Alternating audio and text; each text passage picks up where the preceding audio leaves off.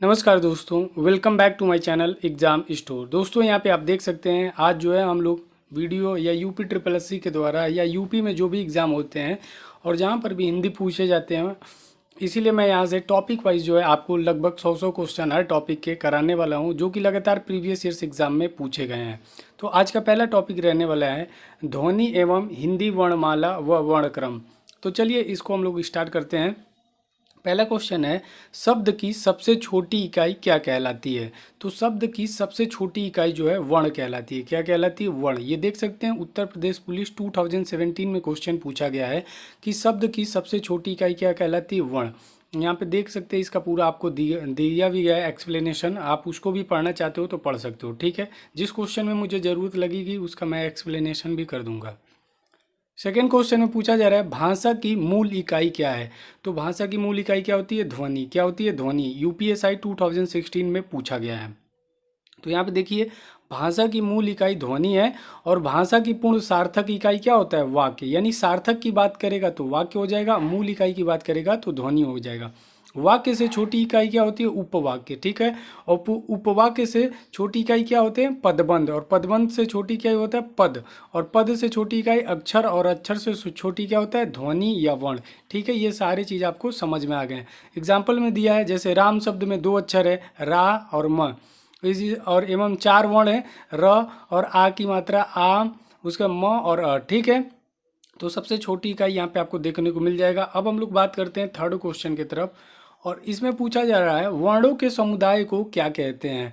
तो वर्णों के समुदाय को हम लोग क्या कहते हैं गाइस? यहाँ पे देख सकते हैं वर्णमाला। क्या कहते हैं? वर्णमाला, ठीक है। एक एक बार आप लोग सारे क्वेश्चन देख लोगे ना गाइस, तो मैं दावे के साथ कहता हूँ यूपी ट्रिपल एस सी या फिर कोई भी एग्जाम हो आप लोग जिसमें हिंदी पूछी जाती है वो सारे आपके क्वेश्चन सही होंगे।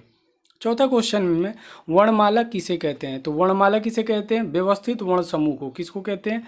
व्यवस्थित वर्ण समूह को जो है वर्णमाला कहते हैं, ठीक है। पांचवें क्वेश्चन में पूछा जा रहा है हिंदी भाषा की कुल वर्ण लिपियां कितनी है? तो 52 है गाइस। कितनी है? अगर कुल वर्ण लिपियां पूछेगा तो 52 है, ठीक है। यहाँ पे आप देख सकते हैं सब कुछ आपको बताया भी गया है। क वर्ग में क्या होता है ये तो आप लोगों को पहले से ही पता होगा। कंठ, तालु, मूर्धन्य, दंत, ओष्ठ, अंतस्थ और ऊष्म व्यंजन, ये सब आप लोगों को पता ही है, ठीक है। संयुक्त अक्षर किसे कहते हैं ये सब मैं आपको बता दूंगा, ठीक है।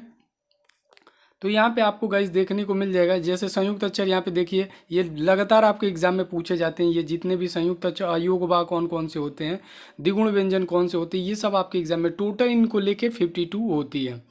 सिक्स क्वेश्चन में पूछा जा रहा है हिंदी में ध्वनि जो है कितने प्रकार की होती है? तो कितने प्रकार की होती है? दो प्रकार की। एक होता है स्वर और दूसरा क्या होता है? व्यंजन। ये चीज़ आपको याद रखना है। वर्णों के कितने भेद होते हैं? तो वर्णों के दो भेद होते हैं। यहाँ पे आपको देखने को मिल ही गया ऊपर।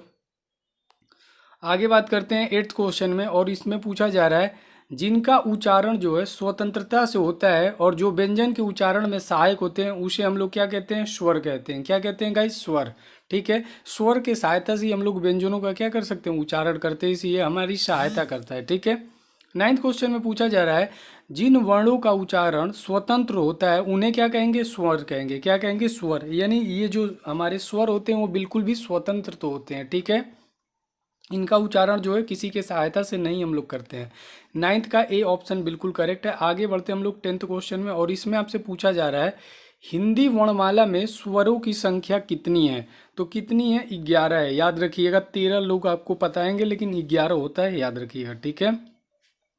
निम्नलिखित में से कौन सा स्वर नहीं है ये आपको बताना है। तो कौन सा स्वर नहीं है इसमें आपको बताइए।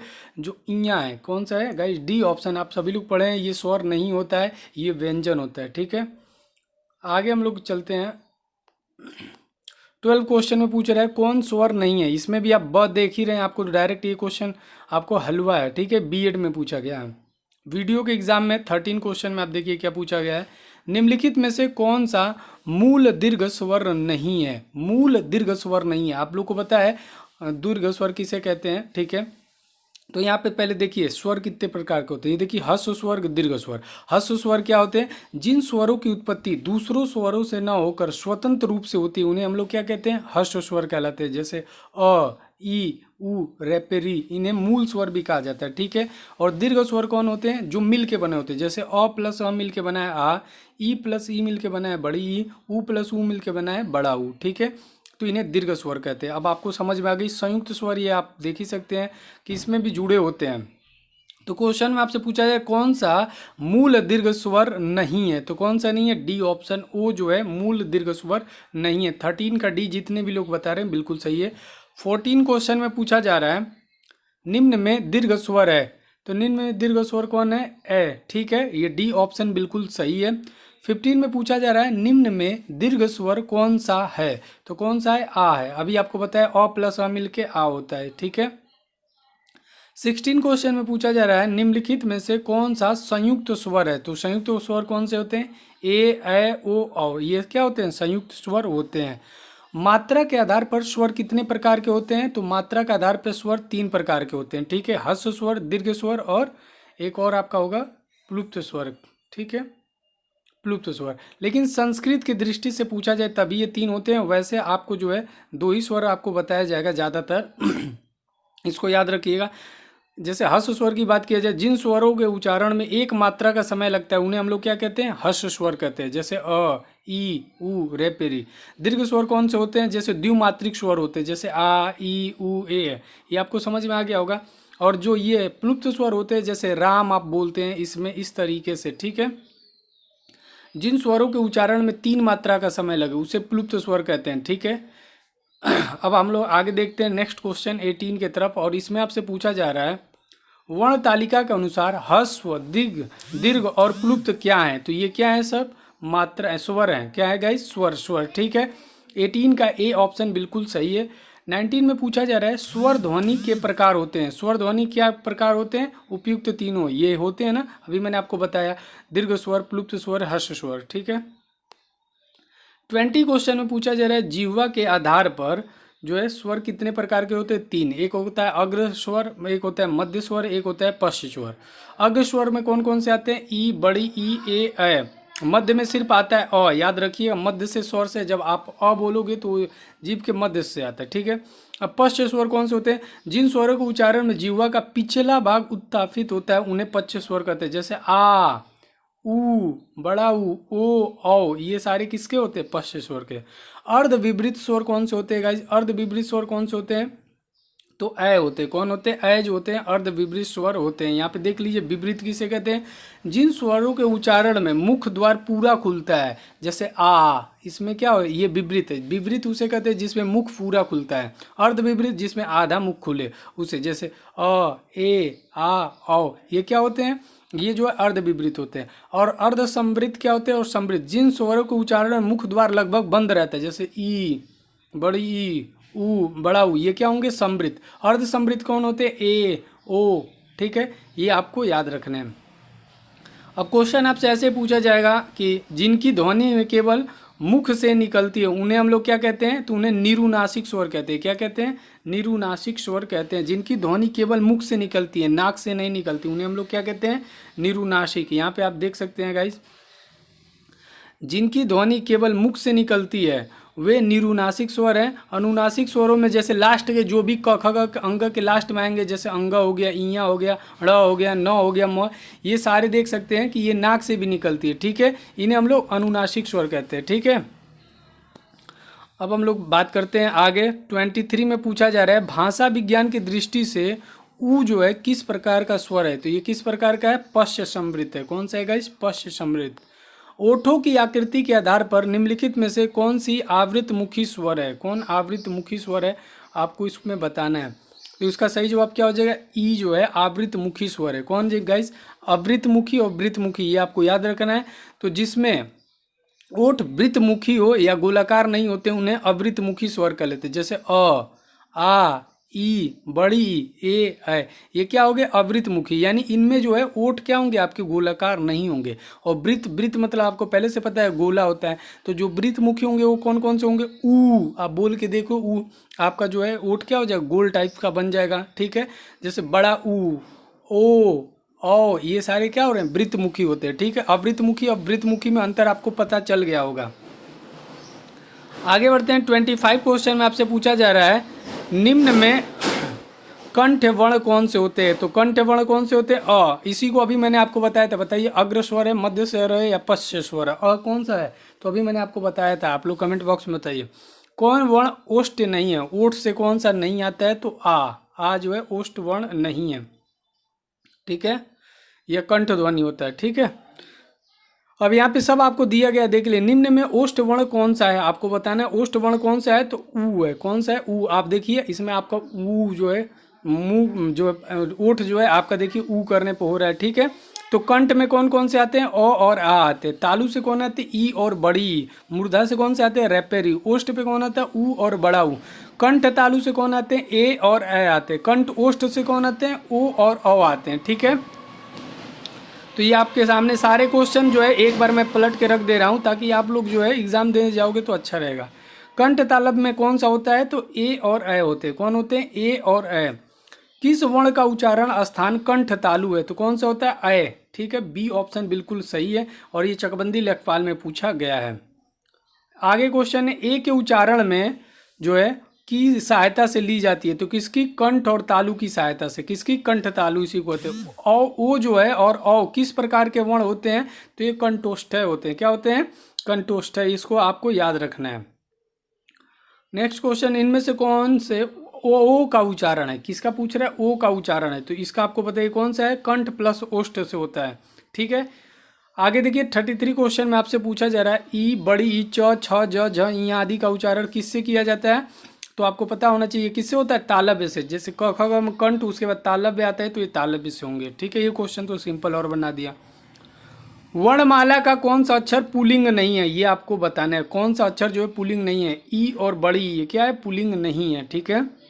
स्त्रीलिंग का निर्माण होता है, ठीक है। आगे देखिए 35 क्वेश्चन में आपसे पूछा जा रहा है, किस शब्द में रेपेरी स्वर नहीं है, यानी ऋषि स्वर नहीं है? तो सही जवाब क्या हो जाएगा? D option. क्या हो जाएगा? डी ऑप्शन बिल्कुल करेक्ट। 36 क्वेश्चन की तरफ आगे बढ़ते हैं, और इसमें आपसे पूछा जा रहा है कि निम्नलिखित में से कौन से शब्द में ऋषि की मात्रा का उपयोग हुआ है? तो किसमें? वृष्टि में। किसमें हुआ है? वृष्टि में। ये आपको आता होगा। 37 में पूछ रहा है, निम्नलिखित में से कौन से शब्द में अनुनासिकता है? ये आपको बताना है। तो किसमें? संभालना में क्या है? अनुनासिकता है, ठीक है। ये आपको याद रखना है। एक से अधिक वर्णों के मेल को हम लोग क्या कहते हैं? व्यंजन कहते हैं। क्या कहते हैं गाइस? सी ऑप्शन बिल्कुल करेक्ट है, ये याद रखिए। एक से अधिक वर्णों को मेल को हम लोग क्या कहते हैं? व्यंजन कहते हैं। 39 में पूछ रहा है, हिंदी वर्णमाला में व्यंजनों की संख्या कितनी है? तो कितनी है हिंदी वर्णमाला में व्यंजनों की संख्या? 33। कितनी मानी गई है? 33, ठीक है। 33 मानी गई है। ये जो है आपको यहाँ पे एग्जाम्पल भी दिया गया, आप लोग देख सकते हैं। निम्नलिखित में कंठ ध्वनियाँ कौन सी होती हैं? कंठ ध्वनियाँ आपसे पूछा जा रहा है, जल्दी बताइए कौन से होते हैं? कंठ। क और ख आप लोग पहले से ही बचपन से पढ़ते आ रहे हैं। क ख क्या होते हैं? कंठ। च छ ज क से कंठ, तालु, मूर्धन्य, दंत, ओष्ठ, ये आपको याद रखने हैं, ठीक है। 41 की बात किया जाए, उच्चारण स्थान के आधार पर निम्नलिखित में से कौन सा दंत है? ये आपको बताना है। तो दांत से कौन निकलता है? द, त, थ, द, ध। अब इसमें जो भी होगा आप लोग देख लीजिए दंत वाला कौन सा होता है, ठीक है। तो कौन सा होगा दंत का? आप लोग इसका राइट आंसर क्या हो जाएगा? बी ऑप्शन, ठीक है। उच्चारण स्थान के निम्न में से ल जो है दंत वर्ष है, ठीक है। अब क्वेश्चन में दे रहा है 42, घ का उच्चारण स्थान कौन सा होता है? तो कौन सा होता है? कंठ होता है। कौन सा होता है गाइस? कंठ। इसको आपको याद रखना है, कंठ जो होता है, क्योंकि क ख ग घ जो है कंठ से आता है, इसलिए इसका सही जवाब क्या हो जाएगा? ए ऑप्शन बिल्कुल, बी ऑप्शन कंठ बिल्कुल सही है, ठीक है। आगे बढ़ते हैं 43 में पूछा जा रहा है, हिंदी की स शब्द किससे आती है? स आपको पता है किससे आती है? जल्दी बताइए। तालव्य से। किसका होता है? स वर्ण तालव्य ध्वनि है। तालव्य वर्ण में कौन से आते हैं? ई बड़ी, च छ ज झ झ इया, ये आपको याद रखना है। तालव्य व्यंजन कौन से होते हैं? कंठ के बाद से तालव्य आता है, यानी च छ ज वाले सारे क्या होंगे? ये आपके जो है तालव्य व्यंजन होंगे। कौन से होंगे? तालव्य। च और छ वर्ण का उच्चारण स्थान कौन सा होता है? तो तालु होता है। कौन सा होता है गाइस? तालु। 46 में य का उच्चारण स्थान कौन सा होता है? य वर्ण का उच्चारण स्थान कौन सा होता है? तालु होता है। वैसे तो यह जो अंतस्थ व्यंजन होता है, लेकिन अगर उच्चारण की बात किया जाए तो तालु। निम्न में तालव्य ध्वनियाँ कौन सी हैं? आपको बताना है। तालव्य ध्वनियाँ कौन सी है? स। अभी आपने पढ़ा है, स जो है क्या होती है? तालव्य ध्वनियाँ होती हैं, ठीक है। हिंदी की तालव्य ध्वनियाँ कौन सी हैं? तो च छ ज झ, ये सारी क्या है? तालव्य ध्वनियाँ हैं। स का उच्चारण स्थान देखिए, बार बार पूछा जा रहा है, स का उच्चारण स्थान कौन सा? बार बार पढ़ रहे हो, एक ही क्वेश्चन रिपीट हो रहा है, लर्न हो जाएगा। तालु क्या होता है? तालु। बड़े स का यानी सलजम वाले स का जो है उच्चारण स्थान कौन सा है? तो तालु है, याद रख लीजिए, तालु। उसका चौ वर्ग किस ध्वनि के अंतर्गत आता है ये आपको बताना है। तो अभी मैंने बताया तालु, तालु चौ वर्ग ध्वनि किससे आते हैं, तालु से, याद रखिए तालु, ठीक है। यहाँ पे ड वर्ग का उच्चारण स्थान है और ये आपको बताना है। तो ढ किससे आता है, ट ठ ढ, तो किस वर्ग में आएगा ये, ट वर्ग का चौथा होता है ना। अरे भाई आप लोग ये पढ़े तो होंगे ना, ट ठ ड ढ, ढ आ रहा है ना, तो चौथे पे ही आता आ रहा है, ट ठ ड। तो यहाँ पे आपको देखने को मिल जाएगा कौन कौन से होते हैं, ट ठ ड ढ, ये सारे क्या होते हैं। तो ढ देखिए 1 2 3 चौथे नंबर पे आ रहा है ना, तो इसका राइट आंसर क्या हो जाएगा, चौथा। 52 में पूछ रहा है निम्नलिखित में से निम्नलिखित में से निम्नलिखित में से दंत ध्वनि कौन सी होती है। तो दंत मैंने आपको बताया त थ द ध, एक बार बोल के खुद से ट्राई करो, त थ द ध, आपको पता चल जाएगा कि दंत ध्वनि कौन सी होती है। 54 में पूछा जा रहा है निम्न में से दंतव्य वर्ण कौन से होते हैं। तो त होते हैं, ये तो आपको बता दिए। दंत ध्वनि कौन सी होती है, तो यहाँ पे देख लीजिए ल भी क्या होती है, दंत ध्वनि होती है, इसको भी आपको याद रखना है। ल जो होती है क्या होती है, ये भी दंत ध्वनि होती है। यहाँ पे देखिए आपको दिखा भी है, ल दंत ध्वनि में आती है, ठीक है। पहले याद कर लो, कंठ, फिर तालु, फिर मूर्धन, केटीएम, उसके बाद आता है केटीएम, ये कंठ तालु मूर्धन, उसके बाद दंत आता है, उसके बाद डीओ, और उसके बाद दंतोष्ट ओ होते हैं। केटीएम 2 क्या हो जाएगा, केटीएम 2, इसको याद कर लो।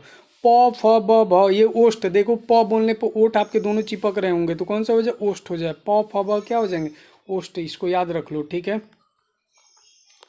हिंदी का ब ध्वनि किससे आता है, तो ब ध्वनि किससे आता है, प फ ब, तो ब किससे आ रहेगा, इस ओष्ठ ध्वनि हो जाएगा। व का उच्चारण स्थान कौन सा है, तो दंतोष्ठ, अभी मैंने नीचे दिखाया, इसको याद कर लो, दंत प्लस ओष्ठ से मिलकर बनता है दंतोष्ठ।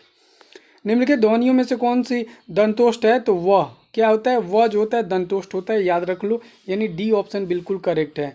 निम्नलिखित में कौन सा ट वर्ग में नहीं है, तो ट ठ ड ढ, यहाँ पे देखो ये जो धेनुष द है, ये इसमें कहाँ से आएगा, ठीक है, ये आपको याद रखना है। इनमें से कौन सा वर्ण स्पर्श व्यंजन नहीं है, स्पर्श व्यंजन कौन से नहीं होते हैं, जो य वाले होते हैं, कौन से गाइज, य वाले जो होते हैं ये स्पर्श व्यंजन नहीं होते हैं, ठीक है। सभी स्पर्श व्यंजन कौन से वर्ण के होते हैं, तो क च प द, किसके होते हैं, क च प द, ये आपको याद रखना है। निम्न में अंतस्थ व्यंजन कौन से होते हैं, तो अंतस्थ व्यंजन आप लोगों ने पढ़ा हो, य र ल व, कौन से होते हैं, तो सी ऑप्शन में य र ल व होते हैं ना, ये आपको याद रखना है गाइज। य र ल व, कौन सा आ रहा है इसमें, वो आ रहा है ना, तो सी ऑप्शन इसका पटक के टिक मार सकते हैं। 64 में पूछा जा रहा है निम्नलिखित में अंतस्थ व्यंजन कौन सा होता है, य र ल व, यह दिख रहा है, तो यह 64 का बी ऑप्शन बिल्कुल करेक्ट है। वह उष्म व्यंजन है, वह व्यंजन है, सॉरी, वह कौन सा व्यंजन है, य र ल व, ये कौन सा हो जाए, अंतस्थ हो जाएगा। उष्म आपको पता है, अगर स आप बोलेंगे तो आपके मुंह से जो है थोड़ी सी गर्म हवा निकलेगी। महाप्राण कौन से होते हैं, ये याद रख, महाप्राण दूसरा और चौथा होता है। महा मतलब क्या होता है, जो बड़ा हो, तो बड़ा कौन होगा, जो इवन नंबर होते हैं 2 और 4, ऑड नंबर तो 1 से स्टार्टिंग होता है ना। तो अघोष कौन से होते हैं, पहला और दूसरा व्यंजन क्या हो जाते हैं, ये आपके वो हो जाएंगे, ठीक है, वर्ग का पहला और इसमें दूसरा दिया है, और ये अघोष की बात कर रहा है, ठीक है। अब महाप्राण की हम बात कर रहे हैं। यहाँ पे देखिए य र ल व किस प्रकार के व्यंजन होते हैं, तो य र ल व जो है अंतस्थ, कौन से होते हैं गाइज, अंतस्थ, बिल्कुल सही है, अंतस्थ होते हैं। और मैंने आपको बता दिया है, ठीक है, स्पर्श व्यंजनों की संख्या कितनी होती है, 25 होती है, याद रखना। अंतस्थ व्यंजन कौन कौन से हैं, तो कौन कौन से, य र ल व जो है ये क्या होते हैं, ये जो है अंतस्थ व्यंजन होते हैं। पहले ही उसमें व्यंजन में कौन से होते हैं, सारे स स स ह, तो याद रख लो कौन से हो जाएगा, ह इसी का हो जाएगा, क्या हो जाएगा गाइस, ए ऑप्शन बिल्कुल करेक्ट हो जाएगा इसका। उसमें व्यंजन कौन सा हो जाएगा, 68 का ए ऑप्शन। कौन सा उसमें व्यंजन नहीं है ये आपको बताना है, तो ग थोड़ी ना होता है, मैंने तो सारे 100 बताए। अंतस्थ और उष्म वर्ण कितने होते हैं, तो अंतस्थ 4 होते हैं और उष्म भी 4, टोटल कितने हो गए, 8, तो बी ऑप्शन इसका करेक्ट हो जाएगा, ठीक है। ये देखो, दो व्यंजन जब एक साथ मिलते हैं तो क्या बनते हैं, जब दो व्यंजन एक साथ मिलते हैं तो क्या बनते हैं गाइस, संयुक्त व्यंजन। क्या बनते हैं, जैसे यहाँ पे देखो ये पूछा जाता है संयुक्त अक्षर याद कर लो, दो व्यंजन है क प्लस स, इसको याद कर लो, ठीक है। हलंत लगा त्र में त प्लस र क्या होते हैं, सॉरी, ये आपसे एग्जाम में जरूर पूछा जाएगा, तो हलंत प्लस र, ये किसका होता है, त्र का। ज्ञ का क्या होता है, जौ प्लस इया, क्या होता है, जौ प्लस, क्या हो रहा है आज, जो ज्ञ होता है ज्ञानी ग उसका क्या होता है गाइस, तो उसका होता है ज और प्लस इया, ठीक है। उसके बाद स ये वाले का क्या होता है, तो इसका होता है बड़ा स और प्लस र। ये क्वेश्चन आपसे एग्जाम में जरूर 100% और सबसे ज़्यादा ये वाला पूछा जाता है, क प्लस स, ठीक है। 72 में इनमें से कौन संयुक्त व्यंजन नहीं है, तो कौन सा संयुक्त व्यंजन है, फ आपको दिख ही रहा है डायरेक्ट, लेकिन कौन सा संयुक्त व्यंजन नहीं है, तो यहाँ पे आपको सारे दिख रहे हैं कि ज्ञ संयुक्त व्यंजन पूछ रहा है, तो क्या हो जाएगा ज्ञ, बाकी सब तो है ही नहीं।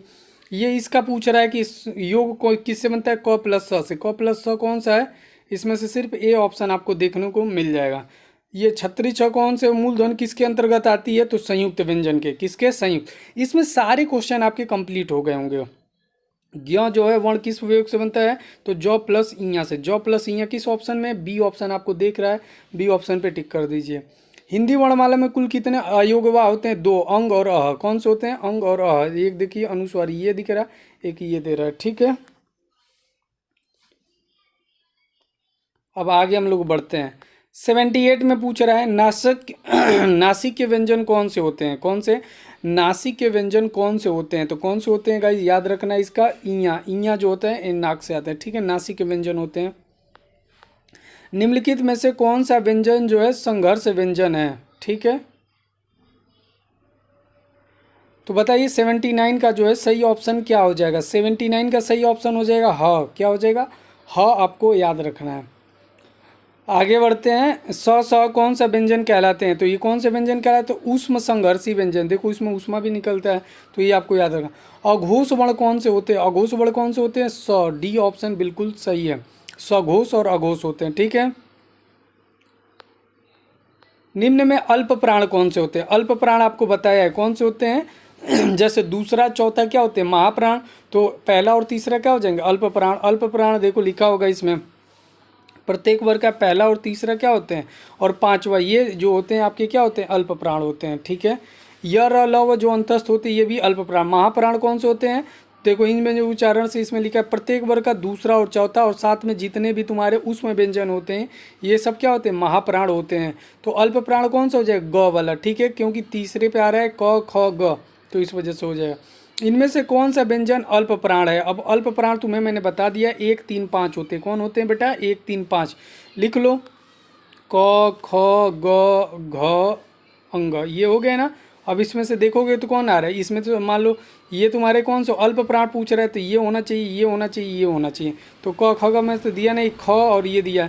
अब च से स्टार्ट, च दिख गया सामने ही, देखो च पहले पे आ रहा है ना, तो च क्या हो जाएगा, अल्प प्राण जो है व्यंजन हो जाएगा, ठीक है। आगे हम लोग बात करते हैं।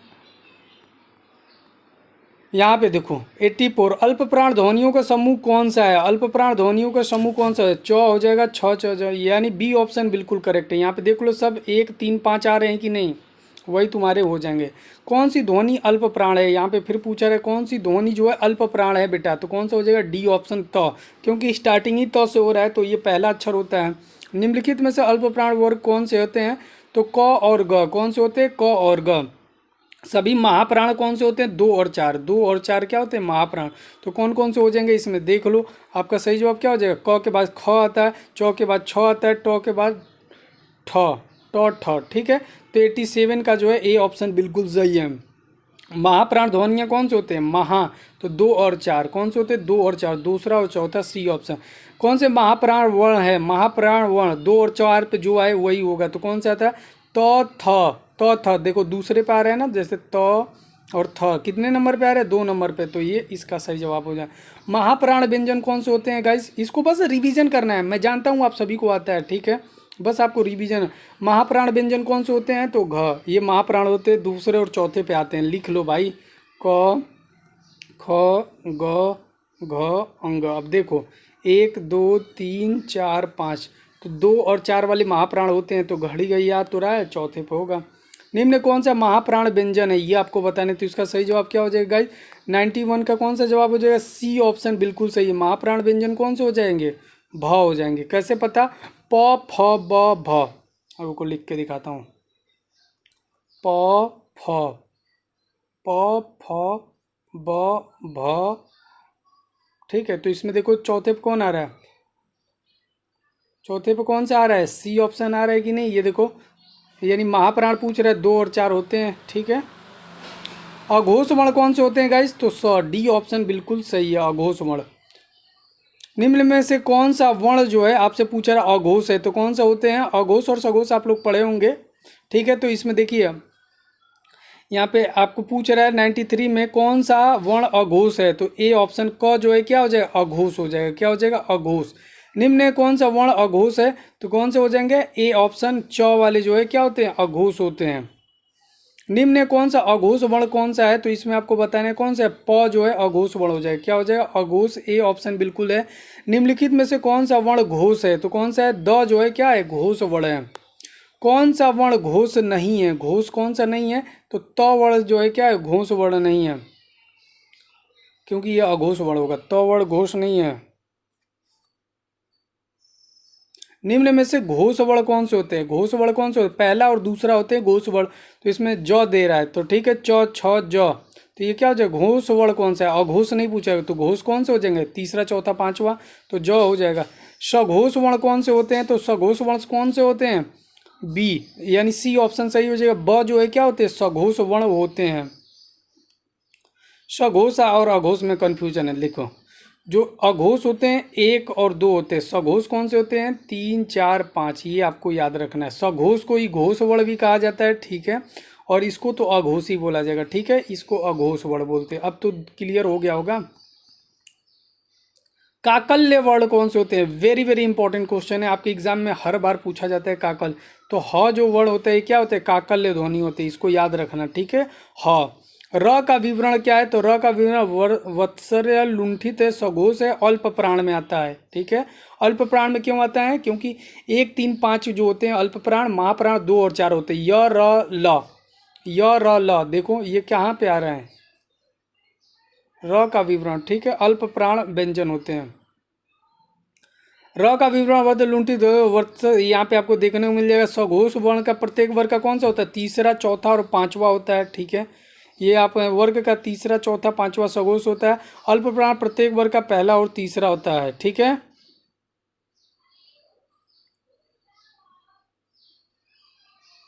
निम्न में से कौन सा व्यंजन पार्श्विक है? तो पार्श्विक के लिए इंपॉर्टेंट है, वेरी वेरी इंपॉर्टेंट है, 102 का आपको याद रखना है। कौन सा? बी ऑप्शन सही है। ल जो है क्या होता है? पार्श्विक है, ठीक है। अर्धस्वर व्यंजन कौन से होते हैं? तो अर्धस्वर व्यंजन य अ है। कौन है? य और व होते हैं, इसको आपको याद रखना है। और लुंठित में कौन से आते हैं? रत और, ठीक है, र आते हैं, और पार्श्विक ध्वनियाँ, ठीक है, ल होती हैं। स्पर्श व्यंजन कंठ ध्वनि अघोष और महाप्राण ध्वनि कौन सी होती है? ख होती है। कौन सी होती है? ख, ये आपको याद रखना है। सी ऑप्शन बिल्कुल सही है। निम्न में से कौन से शब्द में र व्यंजन नहीं है? तो कौन से होते हैं? मातृभूमि में जो है र व्यंजन नहीं है।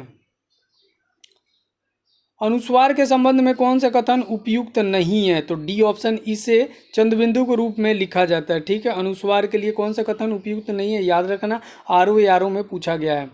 लिखित भाषा में मूल ध्वनियों के लिए जो चिन्ह जो है उपयोग किए जाते हैं उसे कहते हैं, उसे क्या कहते हैं? तो लिपि कहते हैं। क्या कहते हैं गाइस? बी ऑप्शन बिल्कुल सही है, लिपि कहते हैं।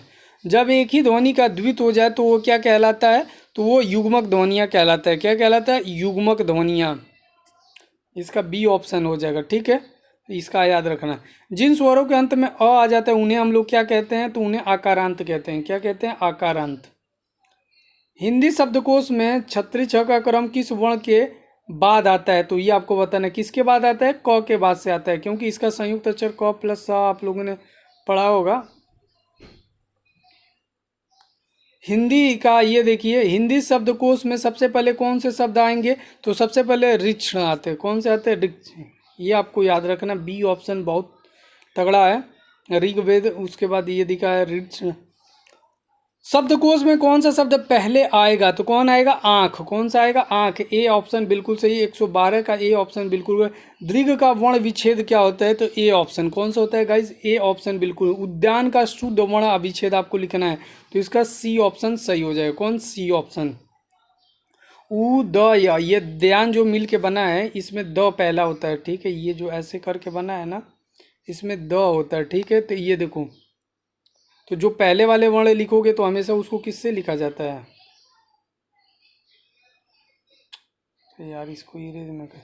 चलो यहाँ पे मैं दिखाने का प्रयास करता हूँ तुम्हें। देखो ये देखो ऊ, उसके बाद द में हलंत य, उसके बाद पूरा य, आ की मात्रा लगेगा, उसके बाद न, उसके बाद अ, ये तो लास्ट में, तो यही होगा उद्यान। ठीक है।